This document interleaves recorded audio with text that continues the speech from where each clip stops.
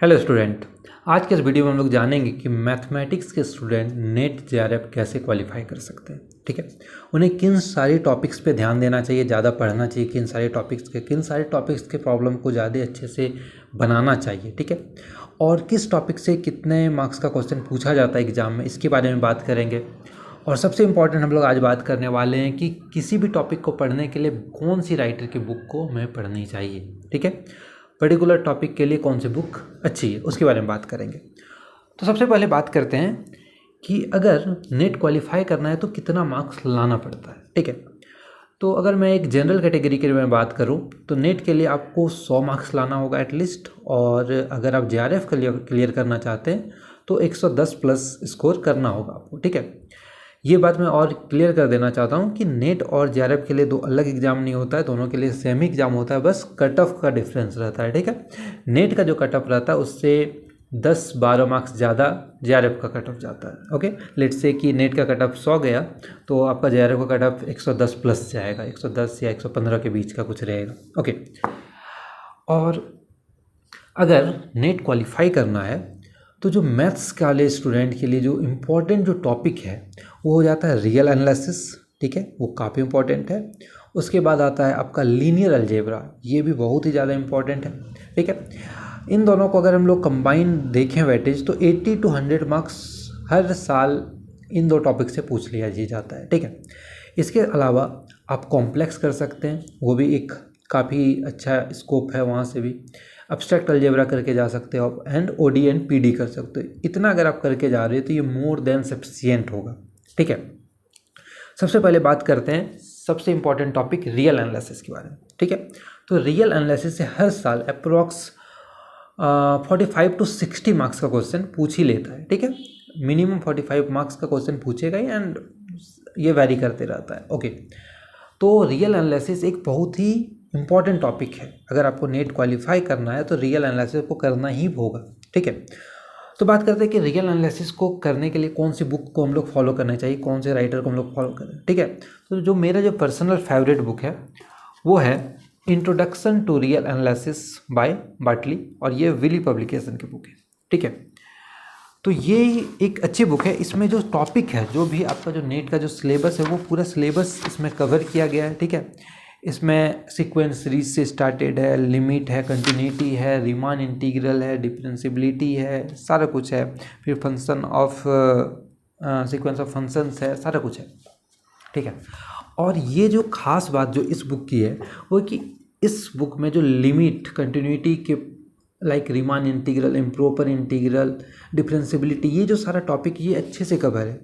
इसमें जो प्रॉब्लम दिया गया उन सारे टॉपिक्स पे वो भी स्टैंडर्ड प्रॉब्लम है, जो कि नेट कई बार डायरेक्टली भी पूछ लेता है। ठीक है, तो ये बुक मेरा पर्सनल फेवरेट है। तो रियल एनालिसिस के लिए हम लोग बाटली फॉलो कर सकते हैं। जब मैं मास्टर्स में था तो मैंने ये बुक को फॉलो किया था। उस टाइम मैं ये बुक परचेज नहीं कर पा रहा था ड्यू टू फाइनेंशियल इशू। सो मैंने क्या किया था, मैं अपने कॉलेज के लाइब्रेरी से इस बुक को इशू करा के उसका मैंने जेरोक्स करवा लिया था। ठीक है, तो ये सेम बुक है बाटली, बट इन जेरोक्स फॉर्म। तो ये मैं पढ़ा करता था उस टाइम। ओके, तो मैंने इससे रियल काफ़ी हद तक मैंने तैयारी किया। एंड जो इसके बाद जो और एक बुक है वो मैं सेकेंड बुक आपको जो सजेस्ट करूँगा वो होगा mathematical analysis bye Savita Arora. ठीक है, ये जो बुक है ये भी एक बहुत ही बढ़िया बुक है। इसमें भी पूरा सिलेबस कवर किया गया है। इवन बोला जाए तो जो मैं बाटली वाले बुक से कंपेयर करूं तो उससे ज़्यादा टॉपिक इसमें दिया गया है। इसमें मैट्रिक स्पेस इंक्लूडेड है, लिबिक इंटीग्रल इंक्लूडेड है, और भी कुछ ऐसा टॉपिक है जो उसमें नहीं है। तो दोनों बुक का अपना अपना स्पेशलिटी है। तो ये बुक भी काफ़ी अच्छी है। अगर आप इस बुक को भी लेना चाहें तो ईजिली ले सकते हैं। इसमें भी जो कॉन्सेप्ट है वो काफ़ी अच्छे से लिखा गया, और इस बुक में जो लैंग्वेज है वो प्रिटी सिंपल है, काफ़ी इजी लैंग्वेज में इस बुक में समझाया गया है चीज़ों को, और जो प्रॉब्लम्स भी है वो भी काफ़ी स्टैंडर्ड ही है। इस बुक की और एक खासियत है, अगर आप इसे परचेज करोगे तो ये कलरफुल बुक है। ठीक है, वेरियस कलर्स अवेलेबल है लाइक, तो ये पढ़ने में भी एक अलग फील देगा आपको। ठीक है, तो ये बुक भी कर सकते हो फॉलो। अब अगर आप ये बुक डायरेक्टली परचेज नहीं कर सकते तो दो ऑप्शन है, या तो आप अपने लाइब्रेरी से इशू करा के आप भी जेरोक्स करा लो, या फिर लाइब्रेरी से इशू करा के पढ़ लो।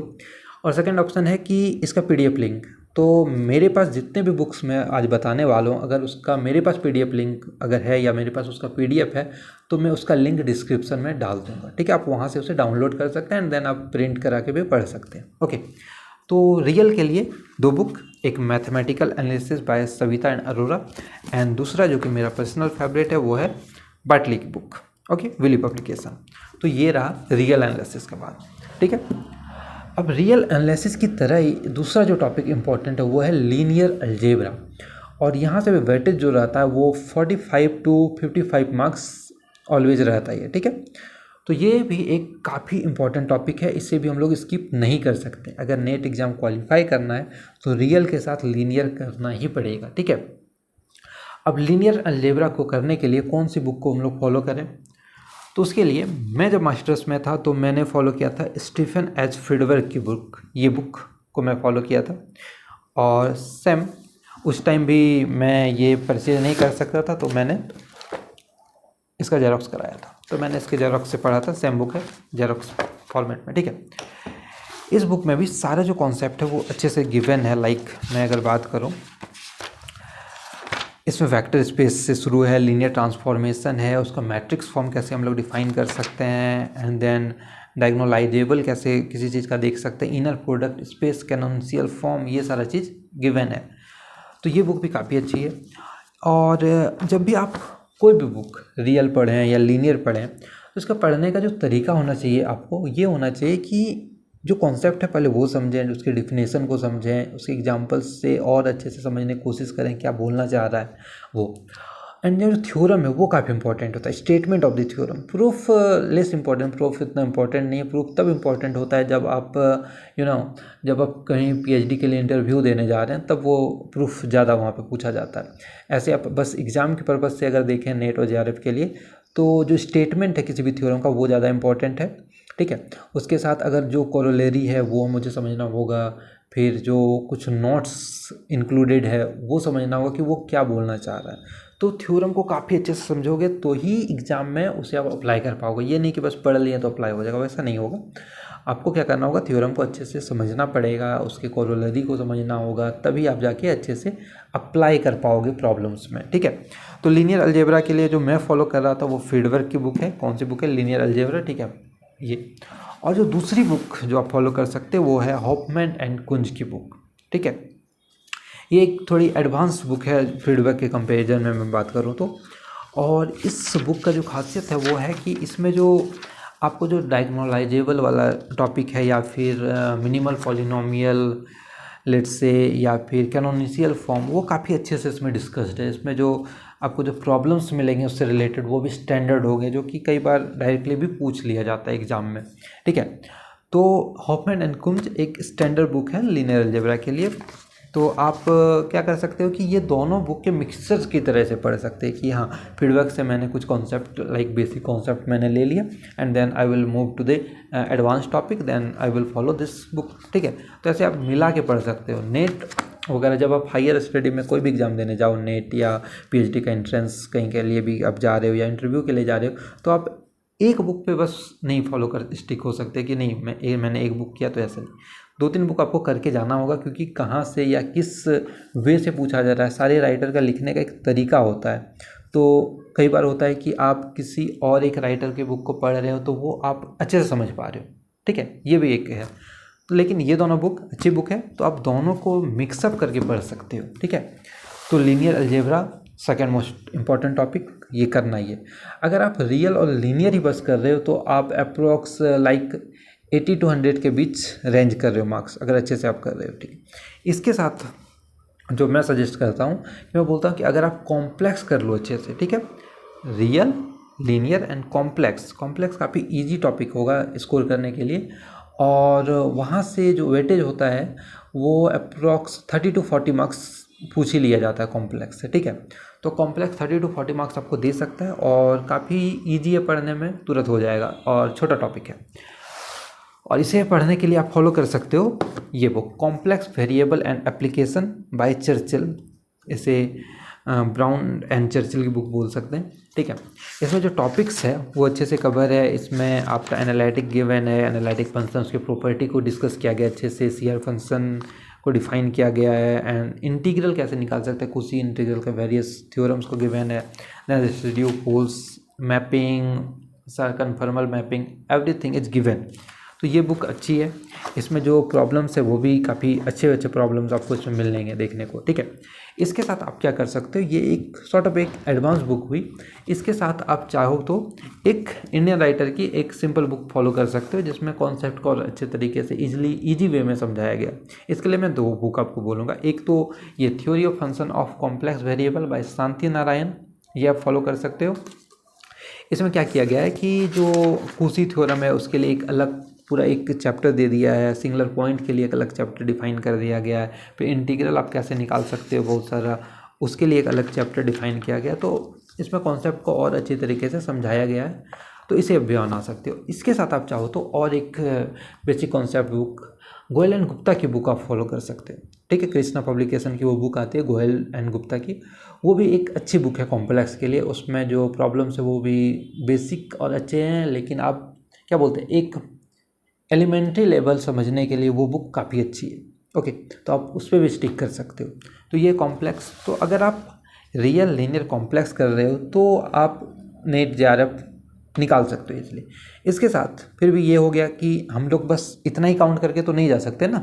मान लो हो सकता है कि मैंने जो पढ़ा वो जो क्वेश्चन आया वो मेरे डोमेन ऑफ नॉलेज से बाहर हो गया, तब तो ये दिक्कत हो जाएगी। तो इसके लिए हम लोग क्या करते हैं कि और भी कुछ सब्जेक्ट्स लेके जाते हैं। तो इसके लिए बेस्ट होगा कि आप एब्स्ट्रैक्ट अलजेब्रा करके जाओ।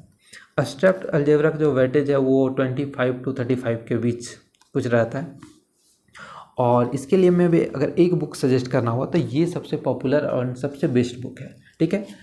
Book by Joseph A galleon, ठीक है, कॉन्टेम्प्रेरी एब्स्ट्रैक्ट अलजेब्रा, जोसेफ ए गैलियन की बुक, ये काफ़ी पॉपुलर बुक है। इस बुक में सारा जो कॉन्सेप्ट है वो सारा गिवन है, ग्रुप्स डिफाइन है अच्छे से, सारे ग्रुप्स के बारे में डिफाइंड है, परमुटेशन ग्रुप को सेट्स सारा कुछ, रिंग डिफाइंड है, एंड फील्ड भी इसमें अच्छे से गिवन है। तो आपको एक ही बुक में पूरा एब्स्ट्रैक्ट अलजेब्रा का जो सिलेबस है वो मिल जाएगा। इसका जो प्रॉब्लम है वो काफ़ी स्टैंडर्ड प्रॉब्लम है। अगर आपको एक ही बुक करनी है एब्स्ट्रैक्ट अलजेब्रा का तो वो यही बुक है। इसके साथ अगर आप और दूसरा ऑप्शन पूछो तो आपको मैं सजेस्ट करूँगा abstract algebra bye Ramji Lal, ठीक है। रामजी लाल की बुक आप फॉलो कर सकते हो, उनकी बुक भी काफ़ी अच्छी बुक है। फिर और आप चाहो तो डमिंटन फुटे की बुक कर सकते हैं, लेकिन अगर एक बुक मेरे से आप पूछ रहे हो तो मैं ये जोसेफ गैलियन ही सजेस्ट करूँगा, ठीक है। पढ़ने का तरीका सेम। इसमें क्या है, इसमें जो प्रॉब्लम्स है वो काफ़ी डेप्थ में अच्छे से गिवन है जो प्रॉब्लम है। तो कॉन्सेप्ट के बाद इसका जो एग्जाम्पल है एंड इसका जो एग्जाम्पल काफ़ी सारा वो देखना है, और जो एक्सरसाइज है उसे भी आप सॉल्व करो, ठीक है। एक्सरसाइज में इसमें एक एक्सरसाइज में करीबन 40+ प्रॉब्लम्स आपको देखने को मिल सकते हैं, ठीक है। काफ़ी सारा आपको प्रॉब्लम मिल जाएगा देखने को एक्सरसाइज में, तो ये सारा आपको सॉल्व करना है। तो फिर क्या होता है, उस कॉन्सेप्ट को आप अच्छे से अप्लाई कर सकोगे। एब्स्ट्रैक्ट का यही है कि आप जो पढ़े उसे अप्लाई कैसे करना, ये ज़्यादा जानना होता है जरूरी, ठीक है। वो सीख गए तभी आपको क्वेश्चन बनेगा एग्जाम में। तो एब्स्ट्रैक्ट के लिए जोसेफ ए गैलियन की बुक मैं सजेस्ट कर रहा हूँ। अब बात करते हैं ओडी एंड पीडी के लिए बुक कौन सी बुक फॉलो करूँ। तो ओडी एंड पीडी के लिए मैं फॉलो करूँगा सिंपल बुक जो कि आप लोगों के पास होगी भी, ठीक है। MD Rai Singhania, differential equation by MD Rai Singhania. आपको इसमें कोई फैंसी बुक लेने की ज़रूरत नहीं, इस बुक से आप स्टिक कीजिए, इससे ही आप ओडी भी कीजिए, इससे भी आप पीडी भी कीजिए, और इसमें जो क्वेश्चंस गिवन है बस उतना ही आप बना के जाओगे तो आप एग्जाम में इजीली ओडी एंड पीडी को सॉल्व करके आ सकते हो, ठीक है। ओडी पीडी के साथ ये दिक्कत है कि इसमें पीडी में खास तौर पे जब बहुत सारा पोर्शन है जिसमें लेंदी क्वेश्चन बनता है, तो वो सब आपको देखना होगा कि कौन से क्वेश्चन को टच करना है, किसको नहीं करना है, क्योंकि अगर लेंदी लग रहा है तो उसमें टाइम लगेगा जो कि टाइम वेस्ट करेगा। तो थोड़ा स्मार्टली खेलना होता है। तो आप क्या कर सकते हो, जो लेंदी वाला पोर्शन है उसे छोड़ सकते हो, एंड जो शॉर्ट क्वेश्चन बन सकता है लाइक यूनिकनेस थ्योरम से हर बार क्वेश्चन आ ही जाता है, तो वहाँ से आप हिट कर सकते हो क्वेश्चन, ठीक है। तो ये बुक काफ़ी अच्छी है, इसमें आपका जो ओडी पीडी का सारा चीज़ मिल जाएगा, लीनियर डिफरेंशियल सारा कुछ आपको मिल जाएगा। तो ओडी पीडी के लिए एक ही बुक काफ़ी है, एमडी राय सिंघानिया, ठीक है। तो ये हो गया बुक का लिस्ट, ठीक है। और ये जो जितना मैंने टॉपिक बताया ये मोर देन सफिशिएंट होगा आपके जेआरएफ को क्वालिफाई करने के लिए। इतना ही आप अच्छे से पढ़ के जाएंगे, आप इजीली निकाल सकते हैं, ठीक है। नेट के जेआरएफ आप इजीली निकाल सकते हैं, ठीक है। बस क्या करना है, आपको अपने आप पे ट्रस्ट करना है, टाइम दीजिए, मेहनत कीजिए और ये बिलीफ रखिए अपने में कि हाँ मैं कर सकता हूँ, और आप करोगे। चलिए मिलते हैं नेक्स्ट वीडियो।